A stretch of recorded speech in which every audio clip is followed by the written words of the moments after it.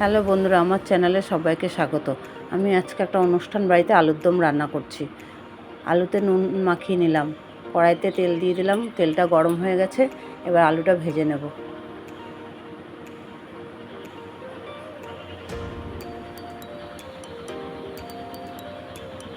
আলুটা ভাজা হয়ে গেছে, নামিয়ে নিলাম।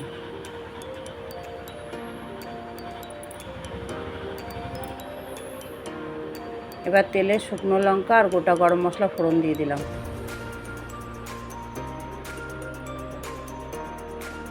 টমেটো পেস্ট করা দিয়ে দিলাম।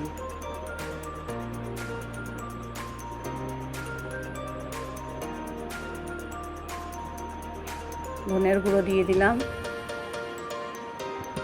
জিরের গুঁড়ো দিয়ে দিলাম, লঙ্কার গুঁড়ো দিয়ে দিলাম, হলুদ দিয়ে দিলাম,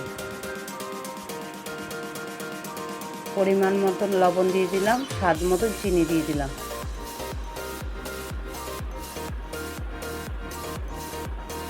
এবার কাজু বাটা, পোস্ত বাটা, চালমগজ বাটা দিয়ে দিলাম, আদা বাটা দিয়ে দিলাম, ক্যাপসিকাম কুচি দিয়ে দিলাম, টমেটো সস দিয়ে দিলাম। মশলাটা কষানো হয়ে গেছে, আলু দিয়ে দিলাম, গুলে রাখা আমুল দুধটা দিয়ে দিলাম। এবার গরম জল দিয়ে দিলাম।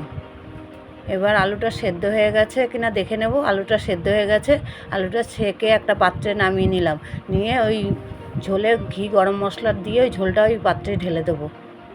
এবার এই রান্নাটা আপনাদের যদি ভালো লেগে থাকে একটা লাইক, একটা কমেন্ট, একটা শেয়ার করে দেবেন। চ্যানেলটিকে সাবস্ক্রাইবার করে দেবেন।